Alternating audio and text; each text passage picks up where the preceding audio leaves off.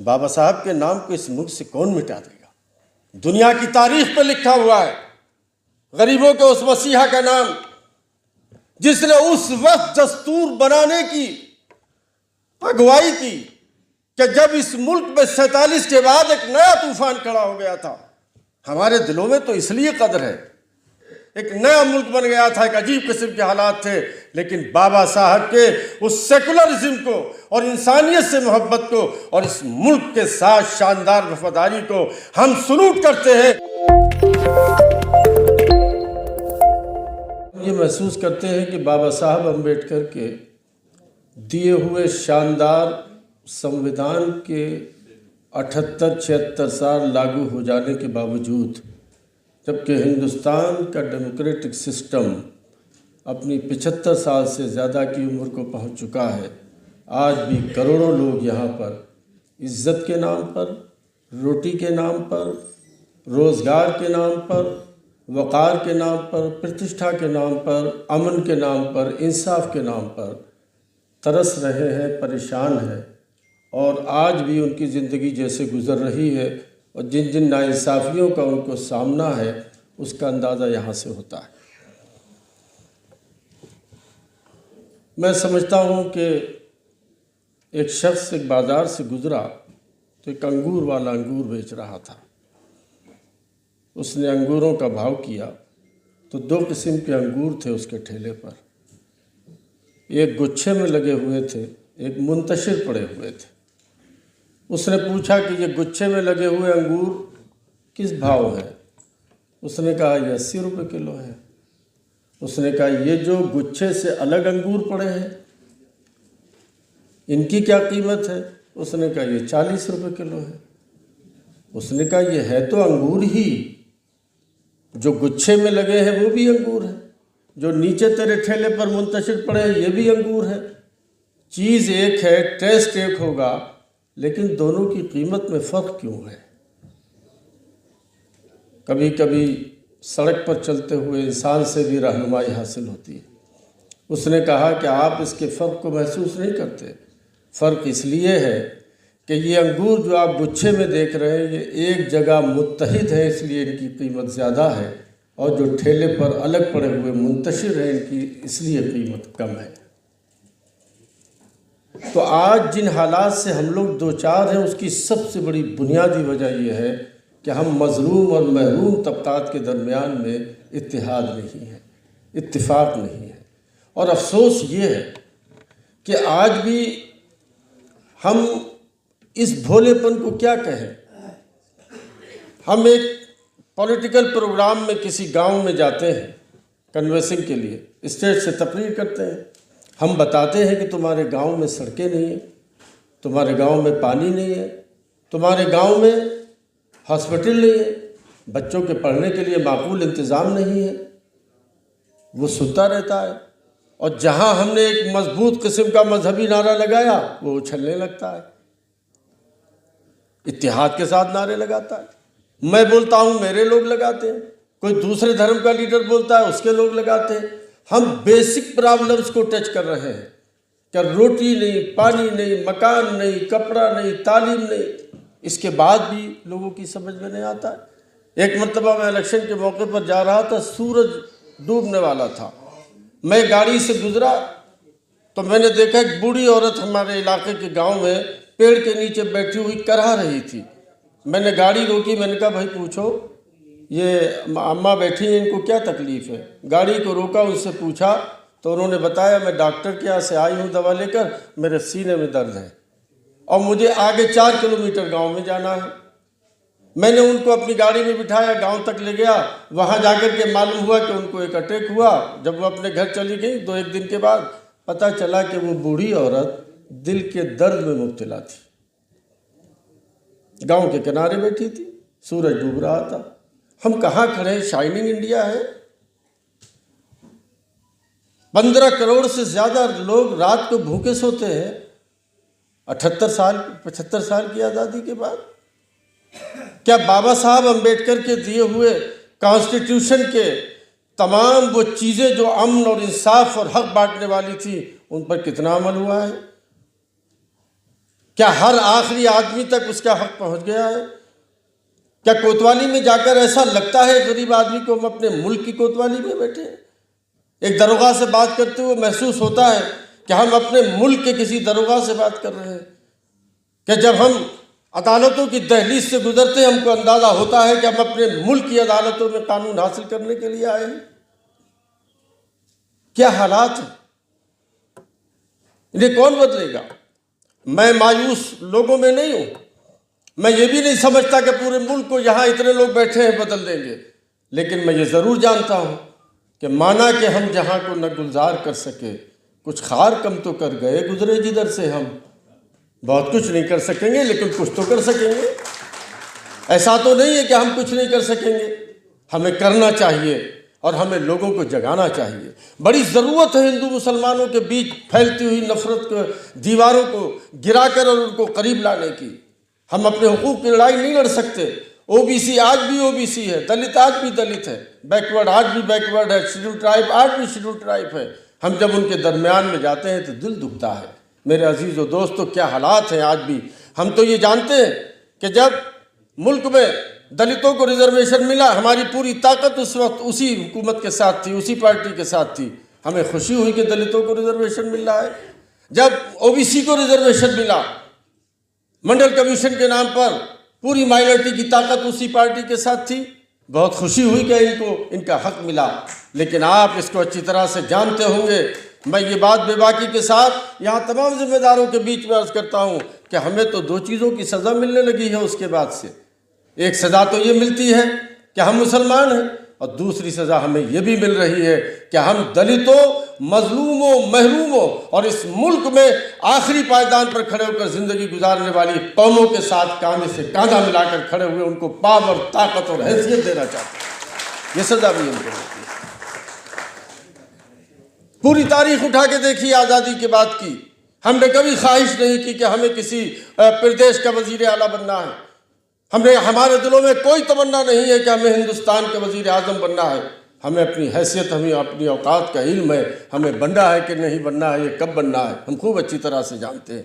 लेकिन हमने अपनी उस ताकत को जिसके ज़रिए से बनाया जाता है, हमेशा बिरादरान वतन के कमज़ोर तबक़ात को अपनी उस पावर को दिया और उन्हें बार बार चाहा कि यही ताकत में आए, यही वज़ीर आला बने, यही वज़ीर आज़म बने। उसके नतीजे निकले और हिंदुस्तान में लोगों को बड़े से बड़े ओहदों तक पहुंचने का मौका भी नसीब हुआ। हमने अपनी ताकत को दिया। आज भी हम चाहते हैं, हम तो बड़े कमज़ोरी के हालात से गुजर रहे हैं। हम कभी नहीं देखते हैं सेकुलरिज्म के नाम पर मौजूदा बरसरे इक़्तिदार आने वाली पार्टी के लिए जो पूरे मुल्क के लिए क्या कर रही है, आप सब जानते हैं। अल्लाह का शुक्र है, ताकत के लाने में हमारा कोई हिस्सा नहीं है, हमारा कोई शेयर नहीं है, हमारा कोई रोल नहीं है। हम तो पूरी कुव्वत के साथ जानते हैं कि ये मुल्क सेकुलर है, ये मुल्क सबका है, ये मुल्क बाबा साहब के दस्तूर से चलेगा, ये मुल्क सेकुलर दस्तूर से चलेगा। इसलिए हम उन्हीं के साथ हैं जो इस मुल्क में बाबा साहब के दस्तूर को 100% पूरी सदाकत के साथ लागू करने का अज़्म रखते हैं, हालात जो भी हो। हम तो पूरी ताकत के साथ आज भी खड़े हुए और इंशाअल्लाह ताला आखिर तक खड़े रहेंगे। आप उन प्रदेशों का आज उठा करके देख लीजिए लिस्ट, कितने बैकवर्ड डीएम है ज़िलों में, कितने एसपीडीएम हैं, कितने एसओडीएम हैं। हम तो कहीं नहीं है। हमसे तो बड़ा प्यार है लोगों को, बड़ी मोहब्बत है हमसे लोगों को। एक एमपी नहीं बनाएंगे, एक मिनिस्टर नहीं बनाएंगे, एक डीएम नहीं बनाएंगे, एक टिकट नहीं देंगे। वक्फ को जरूर दुरुस्त कर देंगे, वक्फ को जरूर दुरुस्त कर देंगे, हज को जरूर दुरुस्त कर देंगे, हज के मामलात को बेहतर बना देंगे, सबका साथ सबका विकास करेंगे। न डीएम बनने देंगे, न एसपी बनाएंगे, न मिनिस्टर बनाएंगे, न एमपी बनाएंगे, न एमएलए बनाएंगे, न जज बनाएंगे। बाकी आपकी बड़ी फिक्र है, हमको बहुत चाहते हैं कि आप आगे बढ़ें। आप ही के बाप दादा की दी हुई अमानत औकाफ के सुधार हम करेंगे, वो आप नहीं करेंगे। क्या इंसाफ है, क्या मजे की बातें हो रही हैं। 5 साल तक मुसलमान दिखोगे तो तुम्हारा वक्त माना जाएगा। हंसी आती है कभी कभी। सोचा भी नहीं था ये होगा। क्या सोचा था आपने कभी, मेरे बाप दादा ने कभी, मुल्क को आज़ाद कराने वालों ने कभी, कि इस मुल्क में चलते हुए किसी माइनॉरिटी के आदमी को 78 साल की आज़ादी के बाद ये कह के मार दिया जाएगा वो मुस्लिम है? आपने सोचा था, या मैंने सोचा था, ये ख्वाब देखा है हम में से किसी ने? ये हमारा प्यारा वतन, ये शानदार हिंदुस्तान, ये गरीब नवाज का मुल्क, ये निज़ामुद्दीन महबूब इलाही का मुल्क, ये रामचंद्र जी का मुल्क, ये कृष्ण जी का मुल्क, यहाँ तो मोहब्बतों के तराने गाए जाते थे, यहाँ तो प्यार की बातें की गई हैं, यहाँ तो होली पर हम गले मिले, जो ईद पर तुम गले मिले हो। कहाँ से कहाँ लाके खड़ा करना चाहते हो इस देश को, कहाँ ले जाना चाहते हैं लोग इस देश को? मेरे अजीज़ों और दोस्तों, कहाँ है? कहीं दलित है इस वक्त? नजर आता है कोई? कौन सा मुल्क का बड़ा ओहदा, बड़ी जगह है जहां हम नजर आ रहे हैं? कौन सी वो रिसोर्सेज है जहां हमें हिस्सा मिल रहा है? कहां हम बैठे हुए हैं? लेकिन सबसे ज्यादा मोहब्बत हमसे भी है, उनसे भी है। हमने तो कभी नहीं सोचा था ये भी कहा जाएगा कि इस मुल्क में बाबा साहब का नाम लेना फैशन हो गया। सोचा था आपने? अरे बाबा साहब का नाम लेना फैशन हो गया। बाबा साहब के नाम को इस मुल्क से कौन मिटा देगा? दुनिया की तारीख पर लिखा हुआ है गरीबों के उस मसीहा का नाम, जिसने उस वक्त दस्तूर बनाने की अगुवाई की कि जब इस मुल्क में 47 के बाद एक नया तूफान खड़ा हो गया था। हमारे दिलों में तो इसलिए कदर है, इसलिए इज्जत है कि जब ये दस्तूर लागू होने वाला था, इस मुल्क में नया एक हिस्सा अलग होकर के एक नया मुल्क बन गया था। एक अजीब किस्म के हालात थे, लेकिन बाबा साहब के उस सेकुलरिज्म को और इंसानियत से मोहब्बत को और इस मुल्क के साथ शानदार वफादारी को हम सलूट करते हैं कि उस जमाने में, उस वक्त, उन हालात में उस शख्स की नज़र देख रही थी कि ये मुल्क इन तमाम तर खराबियों के बावजूद भी अगर चल सकता है तो सिर्फ सबको साथ लेकर सेकुलरिज्म के साथ चलेगा। इसलिए आज भी वही दस्तूर बनाना चाहिए, वही दस्तूर लागू होना चाहिए। बताइए आप, मौका तो वो था, कोई सा भी इज़्म बना लेते, कोई सा भी मुल्क बना लेते, कोई भी बातें कर लेते लोग, लेकिन वो आज़म वाले लोग थे, वो इस मुल्क के जर्रे जर्रे से वाकिफ थे। वो जानते थे ये कि 5000 साल से ये मुल्क मोहब्बतों के साथ चलता है, प्यार के साथ चलता है, सबको साथ लेके चलता है। लिहाजा इस मुल्क में ऐसा ही दस्तूर लागू होगा और ये मुल्क की खुशहाली और तरक्की पर ले जा सकता है जो मुल्क में सेकुलरिज्म और सबकी बात करने वाला दस्तूर होगा। आज हम लोगों को रिजर्वेशन कहीं कहीं मिल रहा है, आपको मिल रहा है, जितनी भी हमारे हुकूक का तहफ़्फ़ुज़ है उसमें सबसे बड़ा किरदार इस मुल्क के बाबा साहब के दिए हुए दस्तूर का है। लेकिन मैं आप सबसे अर्ज़ करके जाता हूँ, फ़िक्र का लम्हा है, समझ लीजिए आप, ऐसा ना हो हम गफलत की नींद सोते हुए रह जाएं, ऐसा ना हो कि हमारे ऊपर ऐसी चादर पड़ी रहे कि हमारी सोचने और समझने की सलाहियतों को सल्ब कर लिया जाए, हमें कोई ऐसा नशा दे दिया जाए कि हमें अपने नुकसानात का अंदाज़ा ना हो, आने वाली नस्लों का मुस्तक़बिल तबाह बर्बाद हो जाए और सिर्फ हमारे हाथ में रूह तो निकल जाए और बाबा साहब के दस्तूर की लिखी हुई लाइनें हमारे हाथों में रह जाए। समझ लीजिए आप, दस्तूर की रूह पर हमला हो चुका है, अंदाजा नहीं हो रहा है हमको, हम महसूस नहीं कर रहे। और मैं कहता हूं खास तरीके पे दलित के लीडरों से, ओबीसी के लीडरों से, दानिश्वरों से कि आप याद रखिए कि बहाना तो हम होते हैं और निशाना आप ज्यादा होते हैं। हम चाहते हैं, हम गुजारिश करते हैं आपसे, हम कोई लीडर रहनुमा नहीं, हम फकीर लोग हैं।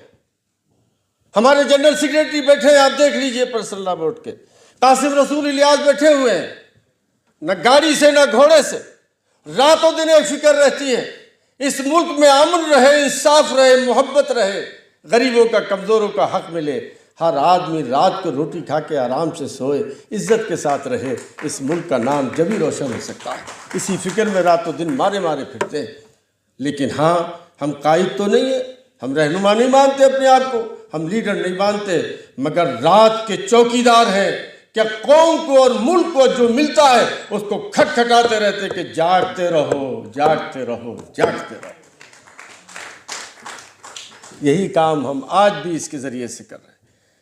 और कोई परेशानी की बात नहीं है, हालात सब सुधर जाएंगे अगर आप लोग तय कर लें। मैं बदायूं शरीफ से आता हूँ, तहजीब का शहर है, अदीबों का, शायरों का, बुज़ुर्गों का शहर है। हमारे यहाँ के एक बगैर पढ़े लिखे शायर का एक शेर है, आपकी नज़र करता हूँ, याद कर लीजिए, काम आएगा। क्या शेर उसने कहा है, कोई ज़रूरी नहीं है, ये तो दिमाग बैठे हुए हैं जिनके पीछे लाखों लोगों की भीड़ है।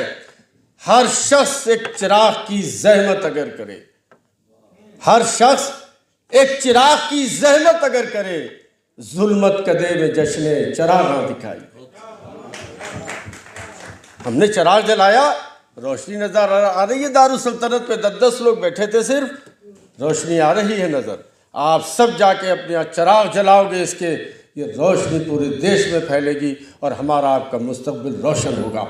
हम मायूस होने वाले लोग नहीं हैं, परेशान होने वाले लोग नहीं हैं। हमारा मुल्क है, हमारा देश है, हालात हमें और आपको बदलने हैं, हमें और आपको हालात को बेहतर बनाना है। अभी कुछ नहीं बिगड़ा, 40% से ज़्यादा कुछ वोट मिले हैं। अगर इन वोटों की 20 और 15% गिनती को जिस दिन हमने अपने हक में कर लिया, इतना ही काम करना है। उसके बाद अगला इलेक्शन, अगला आने वाला टर्म आपके माथे लिखा जाएगा। बहुत ज़्यादा काम करना है क्या? अभी भी हमारा समाज और आपका समाज बहुत होशियार है, उतनी वोटिंग नहीं करता जितनी वोटिंग लोग चाहते हैं। समझता है वो कि गलत चला जाएगा वोट। 10 से 15 वोटों पर काम करना है, वोटर्स पर। हमारे हालात बदल जाएंगे, चेंज हो जाएंगे, तकलीफ़ें दूर हो जाएंगी। इसी खाक से, इसी ज़मीन से उभरते चलो, बढ़ो दिलेरो, अंधेरों से जंग करते चलो। सिसकती रात का सांचा पिघलने वाला है, सहर करीब है, सूरज निकलने वाला है। हम मेहनत करें, एकजुट रहें, मायूस ना हो। और हज़रत मौलाना अब्दुल राज़िक साहब, आपने फरमाया कि ये कोशिशें होती है, बार बार उठेंगे, बार बार कोशिश हम भी करें, आप भी करें, आप भी करें। जल्दी से वो दिन आएगा, हम सब जैसे आज इस हाल में जमा है, इंशाअल्लाह रामलीला ग्राउंड में जमा होंगे, इस मुल्क के हालात को तब्दील कर